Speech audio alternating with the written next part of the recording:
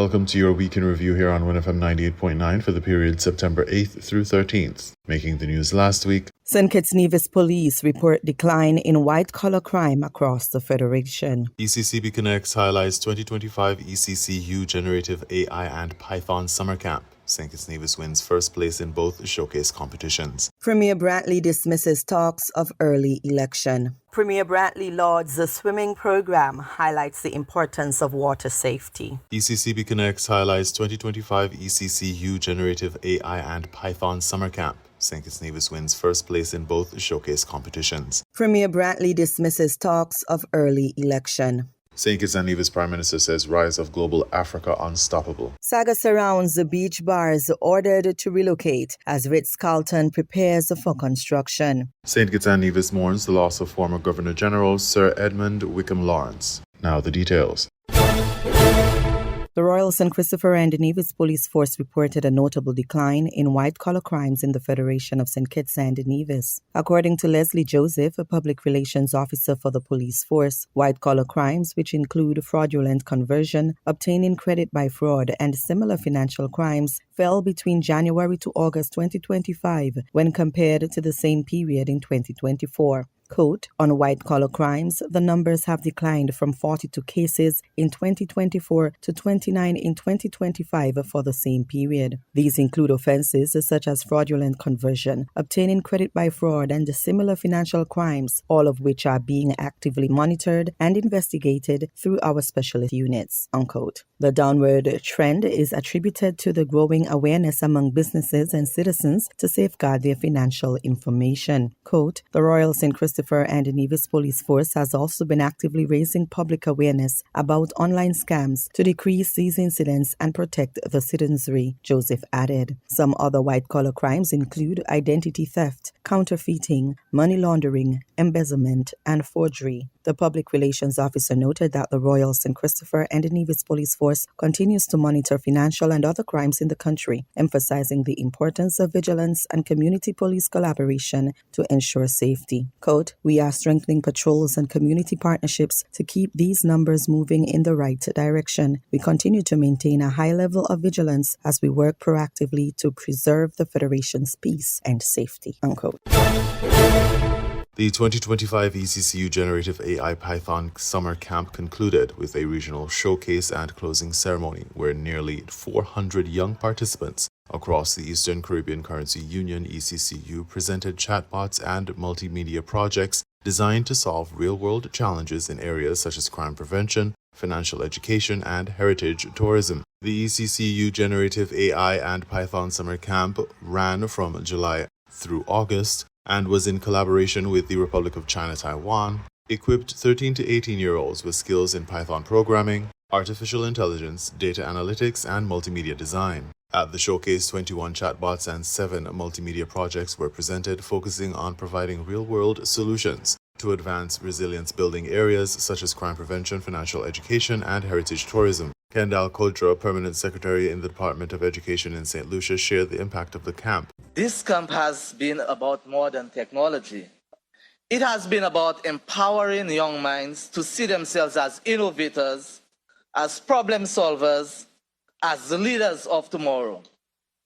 It has been about giving our students the confidence to say, I can shape technology to serve my community and my region. And more importantly, it has empowered them to become creators of technology, not just consumers.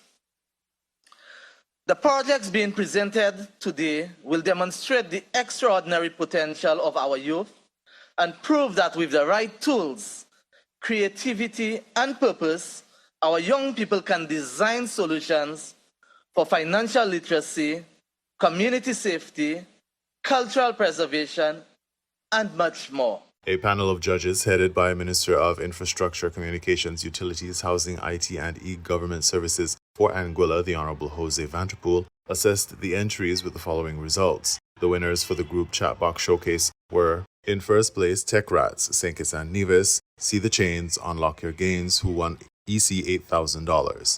Have you ever wondered what cryptocurrency really is? How it works, if you can invest it without feeling like you're decoding an alien language? 1 second. Hello? You there? Okay, you could come. Hey. Yo, you know when I was coming here, the taximan asked me how I wanted to pay with cash, Jack Cash, or Bitcoin. I didn't know think it was into cryptocurrency like that. Yeah. The government even asked me to build a chatbot to help young persons learn about cryptocurrency. It's finally finished. Let me show you. In the sidebar, you can watch currency changes unfold in real time right in the chat. You'll see trends, market spikes, and dips visually, so you can actually understand what's happening. At the top right, you can switch between light or dark mode, whichever suits your style. And you can talk to Kryptonic audibly, so you don't have to type. In second place, Quantum, Antigua and Barbuda. Let's explore together. Explore ANU, winning 5,000 EC dollars. Antigua and Barbuda welcomes thousands of visitors every year. But what happens when a tourist runs into legal trouble? What happens when you want to learn a law or policy? This was the question that was asked, and this is how Quantum was born.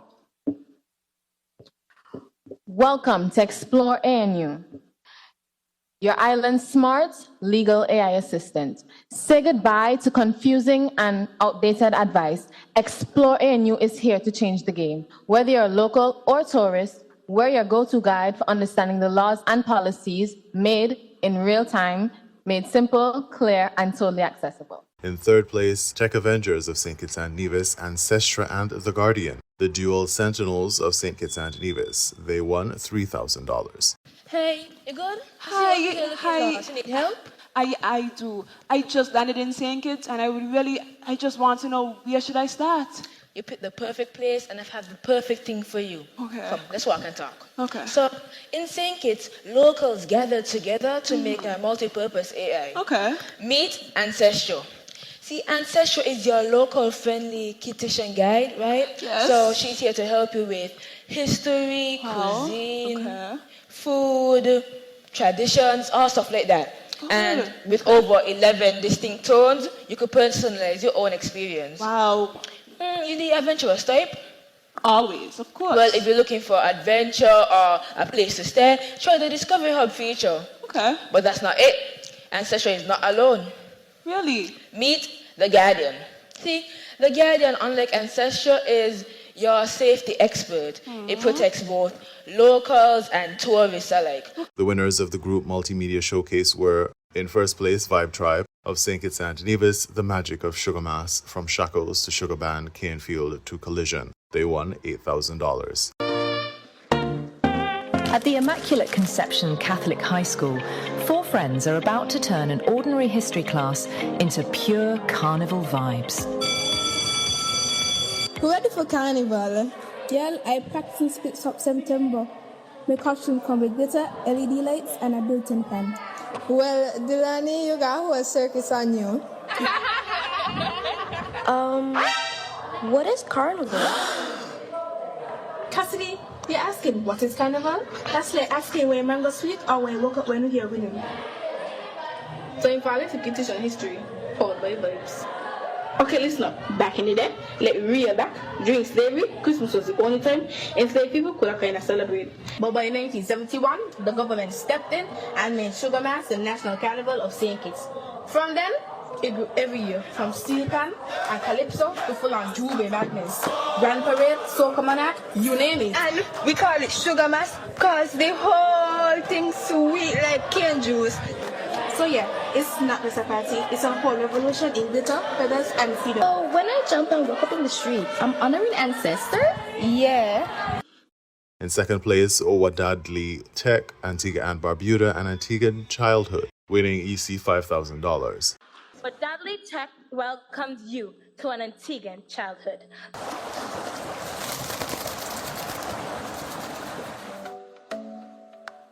Morning, Miss Gwen.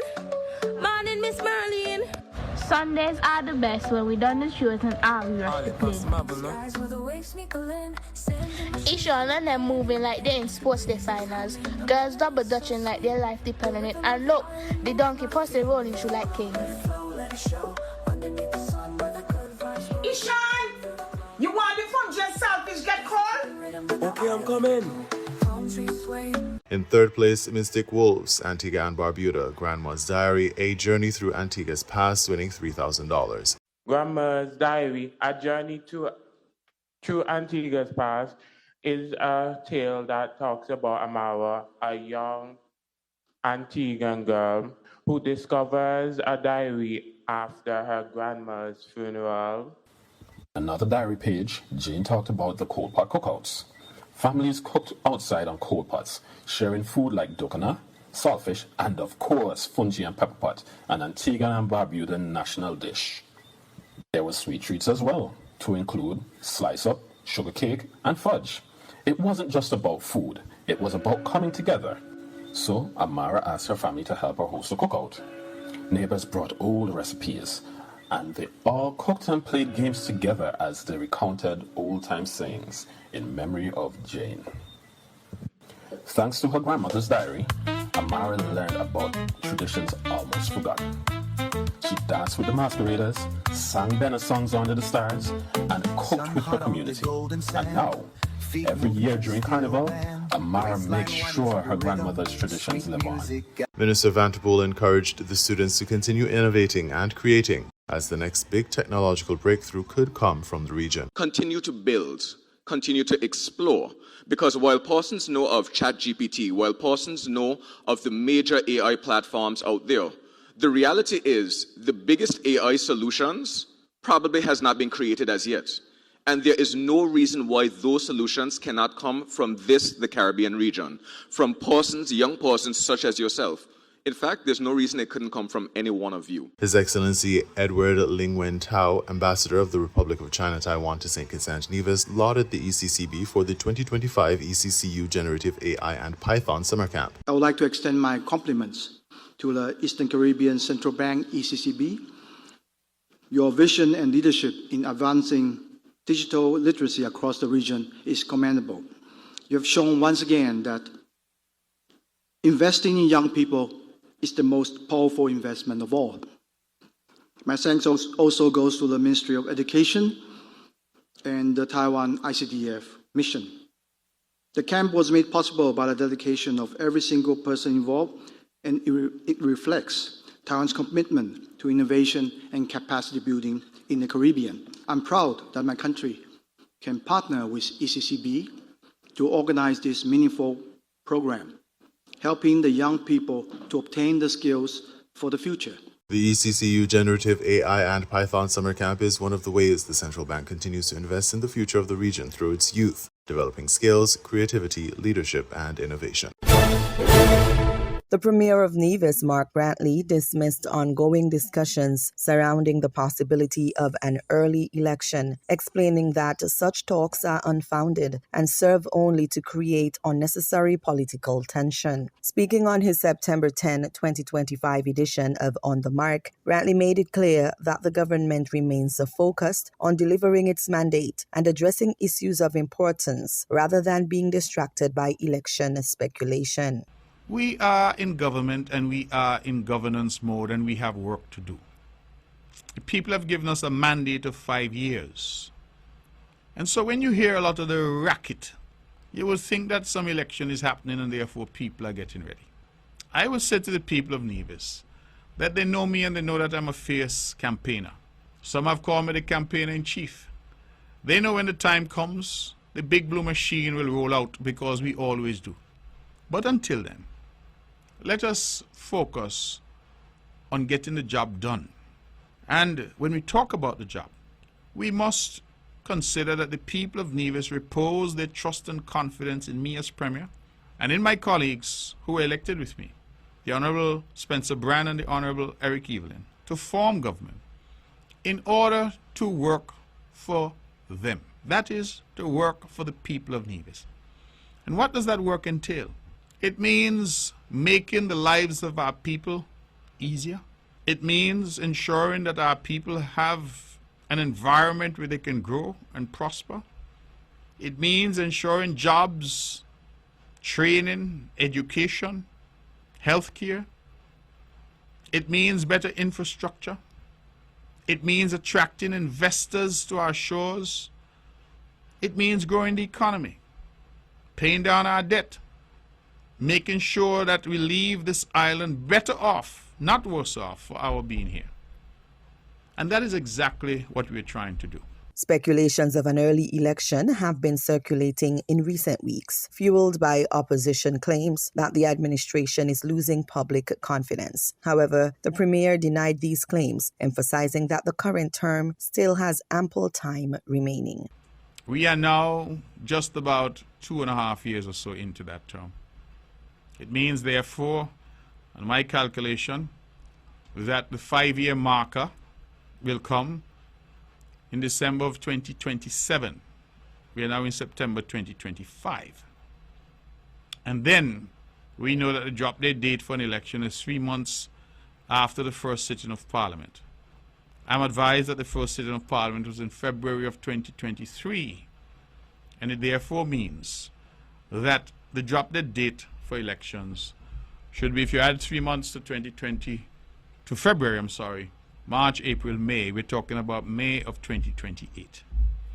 The reason I want to lay that out is I want to say to a lot of those who are perpetually beating the drums of politics and political division and tension in the country, you can settle down. There's no election that is around any corner. The Concerned Citizens Movement administration was entrusted to return to office in 2022, shortly after the island endured the heights of the COVID-19 pandemic. According to Brantley, his party campaigned on the premise that they had managed the island well through the pandemic and should be rewarded again. I got into government as the Premier of Nevis in December of 2017, and I believe that things were looking up. By 2019, and I remember the budget debates of 2018, December, going into 2019, my team and I were very, very bullish. We felt that this was our time, this was Nevis's time. However, by early 2020, all of that had been dashed when we had the COVID-19 pandemic. And for the next 2 years, the country was essentially shut down. Our hotels shuttered, tourism shuttered, our ports shuttered, and our people struggling.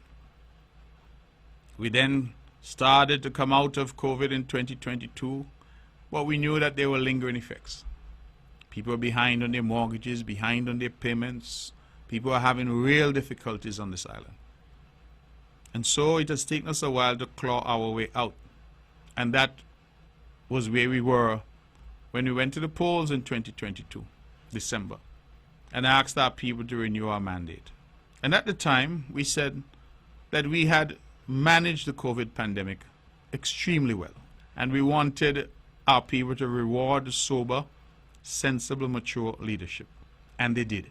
And they gave us and myself a second term as Premier. They gave the CCM a third term in office. A heated dispute between the administration and the opposition Nevis Reformation Party over the plans to establish a special sustainability zone on the island has been a key driver of recent political tensions, garnering public outrage and much speculation of an early election for Nevis.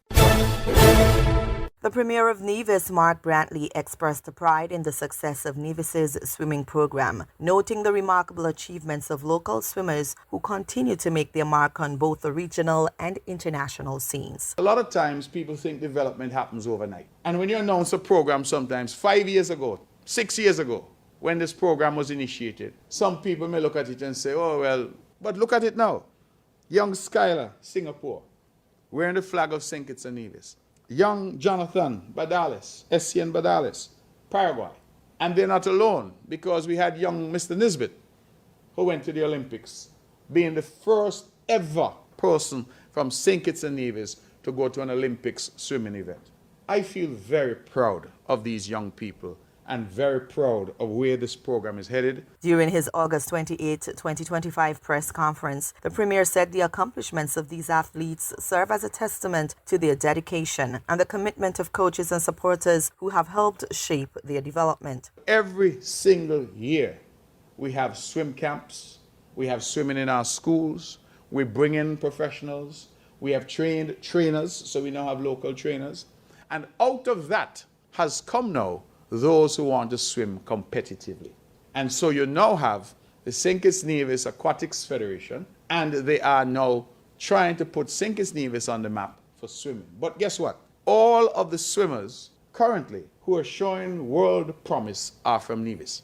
And that is a reflection of the fact that Nevis has invested in those programs. Brantley recalled the tragic Christina disaster, a boating incident that claimed 233 lives on August 1, 1970, sharing that heartbreaking event brought home the reality of how vital it is for everyone in St. Kitts and Nevis to have swimming skills. When we started the swimming program, an initiative of this government several years ago, the idea really was to teach Nevisians how to swim, because so many Nevisians cannot swim. We all remember the Christina disaster of August 1st, 1970. And I can't speak for others, but I know my mother remonstrated with me daily, do not go to the sea, you will drown. And as a result, a lot of us grew up with a phobia of the sea and could not swim. Many complain that without adequate public pool facilities, they're forced to learn to swim in the ocean with currents and obviously fish there, sharks, and other things that people say that they're afraid of. So there's been a combination of factors, and that Christina disaster has remained very deeply embedded in our psyche. And we decided to break the back of that as a government. Premier Brantley praised the ongoing swimming program for not only producing competitive athletes, but also promoting water safety among the wider population. More and more people are now swimming in Nevis for exercise and now for competition. And we have gone even further and introduced a program now where we are teaching safety skills to our boat operators so that if somebody were to fall overboard, people know what to do. If they were at the beach and somebody were to have difficulty, people know what to do. This is mainstreaming through our population, these skill sets, so that we can be safe. The Premier pledged his government's continued support to the swimming program. He expressed optimism that the program will continue to save lives while producing athletes who will proudly represent St. Kitts and Nevis globally. On September 5th, 2025, the Prime Minister of St. Kitts and Nevis, the Honorable Dr. Terence Drew, addressed Global Africa Diaspora Day in Algeria. Prime Minister Drew noted that the rise of global Africa is unstoppable. Continuing the narrative of deeper collaboration, the Prime Minister emphasized that Africa and the Caribbean must ensure that unity brings real opportunities, lifts people out of poverty, and secures prosperity for future generations. Just to take you back a little bit more, and we stand on holy ground here, as I would call it, sacred ground, in Algeria, a country that fought for its liberation and independence from colonization. But if we were to go back to the Caribbean, the diaspora of Africa in the 18th century, the late 1700s, when ex-slaves or slaves in the person of Toussaint Louverture and his excellent Dessalines defeated a colonial power that was France, declared independence, so it was not given to us. Blood was shed for us to be able to be free people. That spirit of liberation that started right there in one of the richest colonies for European power, that spirit spread throughout the rest of the Caribbean and spread all the way through Africa. We are one people.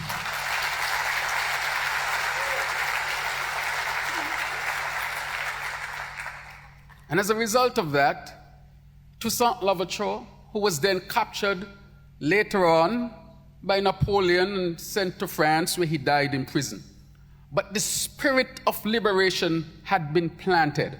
And even though you would have taken out an individual, you could not have taken out the concept, the idea of true liberation. And right after him came Dessalines, who defeated the French right in the Caribbean.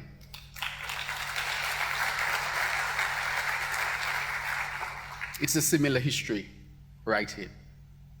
I would also like to extend that in 1945, with the Pan-African Congress that was held in Manchester, and I mentioned it yesterday, I mentioned one name, Kwame Nkrumah, but there were others at that meeting when it was being led by a Caribbean intellectual in the person of George Padmore. There was, of course, His Excellency Jomo Kenyatta of Kenya, There was, of course, His Excellency later on of Malawi. There was Amy Garvey. There were representatives from the United States of America in the person of W.E.B. Du Bois. And I'm saying all of this to show that that Pan-African meeting, which was held in 1945 in Manchester of London, where the concept of decolonization took root so that it should go into action. And it was declared then that Africa and people of African descent must be free. And history speaks the rest. The Prime Minister stated that given the continent's history, global Africa must not look externally to resolve its challenges, but rather utilize the multilateral resources of the global community connected to the continent for prosperity. And so in that spirit, this has brought us to why this is relevant today. It is relevant because we have taken it in stages. Stages from fighting against slavery, fighting against post-slavery, fighting against colonization, fighting for independence and liberation. And today, the next chapter in our journey is to fight for economic sovereignty.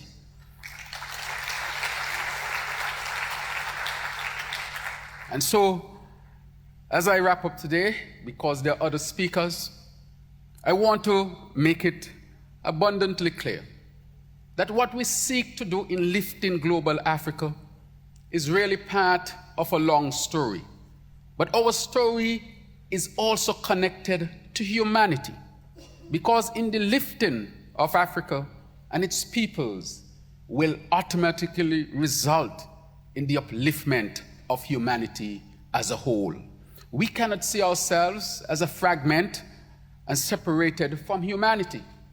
We cannot see ourselves as a part and, of course, ignore the whole. But what we are simply saying is that for humanity to advance and reach that glorious place that we all aspire to reach, that Africa and African people must take their rightful place among the peoples of this world.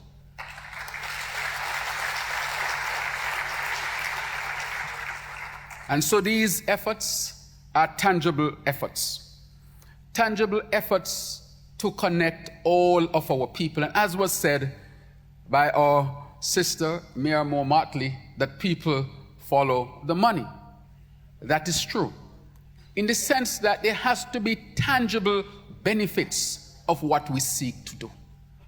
In a sense that this global trade and this reconnection can bring, of course, benefits to our people. Lift our people out of abject poverty. Allow our people to flourish culturally and otherwise, including economically. And that is why it is important that we do what we are doing. I would like to call that as African peoples, that where there are conflict, that we seek to end this conflict. For having conflict and the destruction of life will not advance our cause as global Africa. That there where there are division, that is matched by dialogue, so that through dialogue we can resolve the issues that we have as a continent and as a people. I therefore call that we cannot expect anyone from outside to resolve our issues.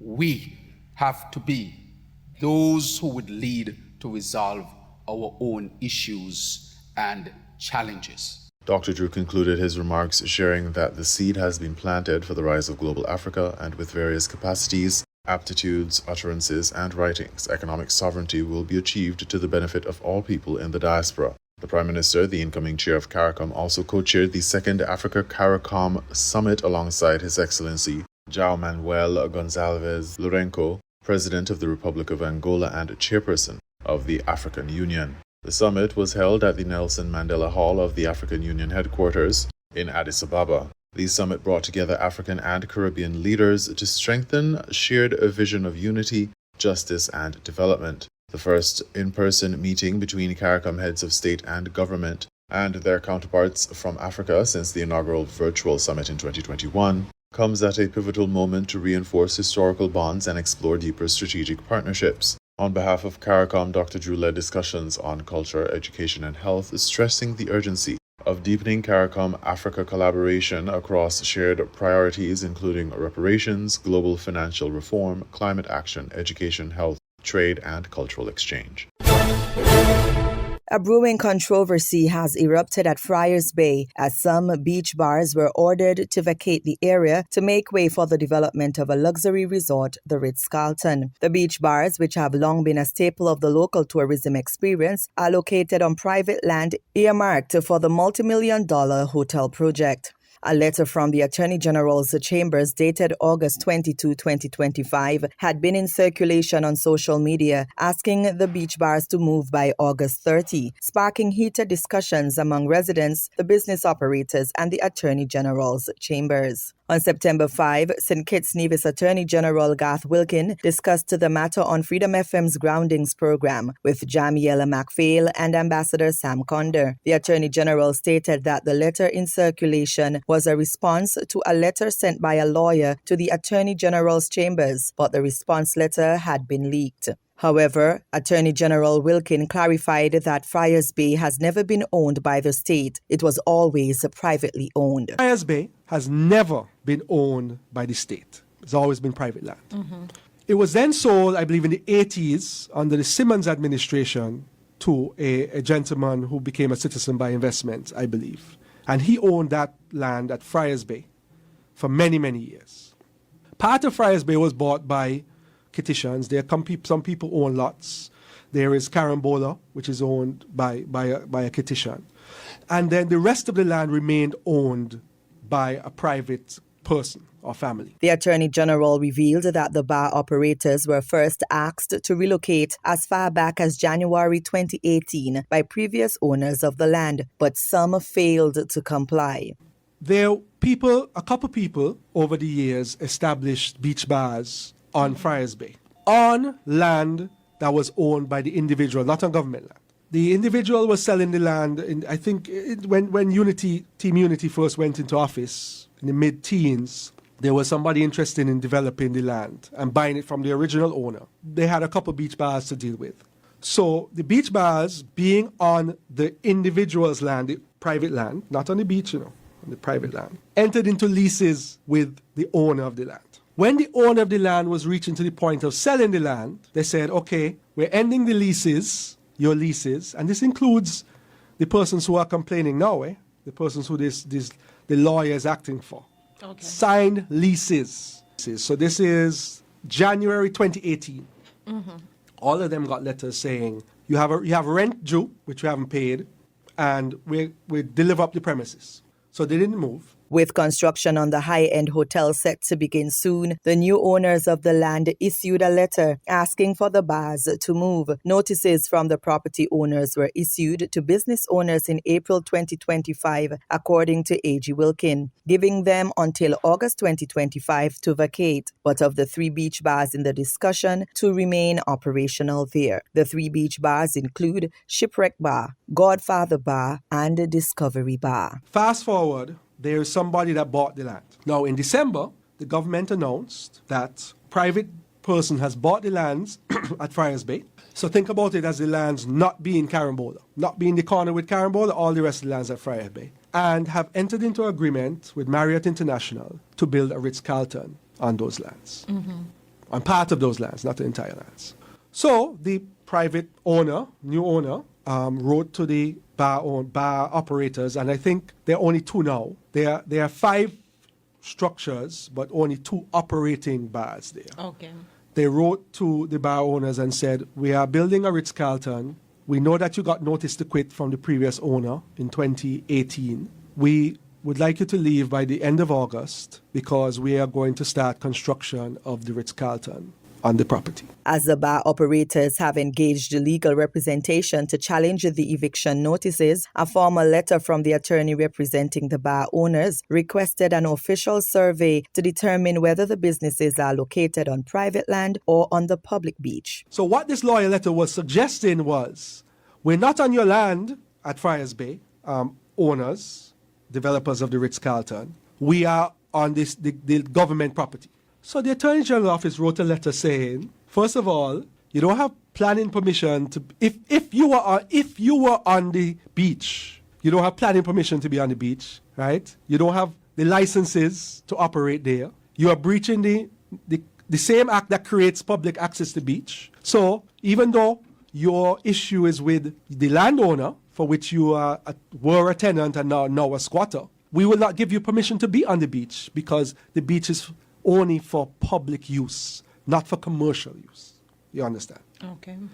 So that is what we said. But the practice in St. Kitts and Nevis is when you know you can't win in court, you go to the court of public opinion and try to put pressure on ministers to not follow what the real rules are. A.G. Wilkin recalled a conversation with a senior member of the Frigate Bay Development Corporation. He said the bar operators were given a recommended opportunity in 2018 to move their businesses to Frigate Bay to continue their operations. In 2017-2018, when the original relocation effort started between the then owner and those same bars, other spots were offered to them. Somebody from the Frigate Bay Development Corporation, a senior person there, told me recently that one of the bars that is complaining was offered a spot at Frigate Bay. They assigned the spot. They said, we're going to give you a lease here, move from there so the development could happen and come to Frigate Bay.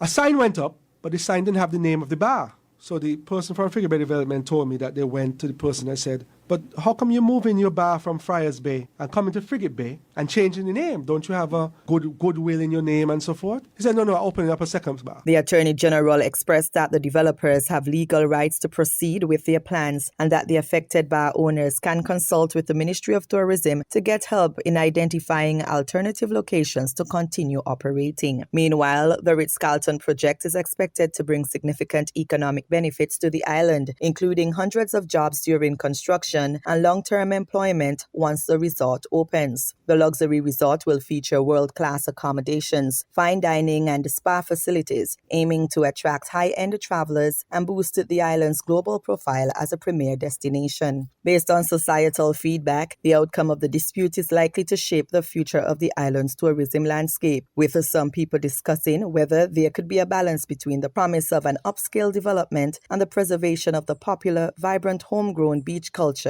at Friars Bay. The Federation of St. Kitts and Nevis is mourning following the passing of Sir Edmund Wickham Lawrence, its third Governor-General, who died at the age of 93. Born on February 14, 1932, Sir Edmund served in the role from 2013 to 2015. His significant contributions to the nation's financial landscape, combined with his leadership, have left a lasting legacy. Sir Edmund was a distinguished economist who returned to St. Kitts in 1970 after earning a degree in economics from the University of London.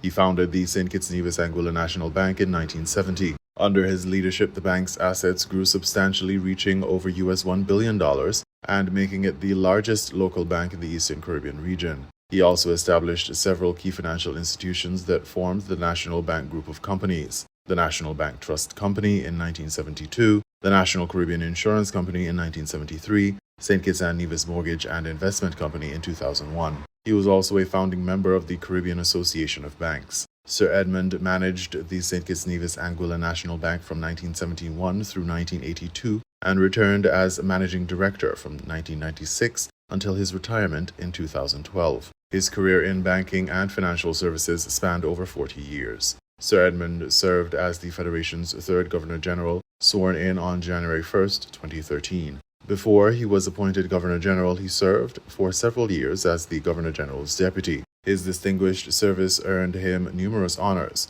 In 1999, he was made an Officer of the Most Excellent Order of the British Empire. In 2009, he received the Companion of the Star of Merit from St. Kitts and Nevis. In 2010, he was appointed a Knight Commander of the Most Distinguished Order of St. Michael and St. George by Queen Elizabeth II for his outstanding work in banking and finance. In 2013, he received the higher honor of Knight Grand Cross of the Most Distinguished Order of St. Michael and St. George. Prince Harry presented him with the insignia for this award in November 2016. Sir Edmund was a devoted family man, married to Lady Huldah Lawrence, with whom he had 6 children. He remained active in non-profit organizations even after his retirement, including the Brimstone Hill Fortress National Park Society and Rotary International. Prime Minister of St. Kitts and Nevis, the Honourable Dr. Terence Drew, expressed his grief, stating, quote, "It is with deep sadness that I learned of the passing of Sir Edmund Lawrence, former Governor-General of St. Kitts and Nevis. Sir Edmund dedicated his life to uplifting our people, from his remarkable contributions in finance and development to his steady hand as the head of state. He gave so much of himself to the growth and progress of our beloved nation. His vision, humility, and devotion to his country will never be forgotten. On behalf of the government and people of St. Kitts and Nevis, I extend my deepest condolences to his family, friends, and all who knew and loved him. We have lost a true statesman, but his legacy will continue to inspire generations to come." End quote. Premier of Nevis, the Honourable Mark Grantley, shared his condolences on social media. Quote,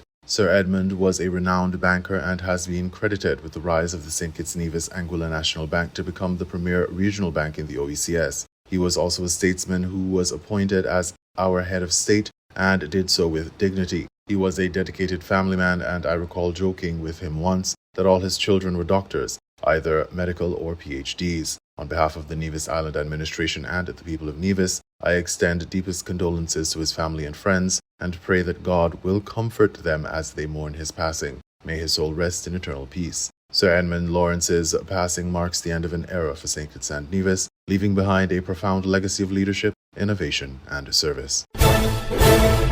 You were listening to the Week in Review here on WINN FM 98.9. Thank you for listening and have a productive week.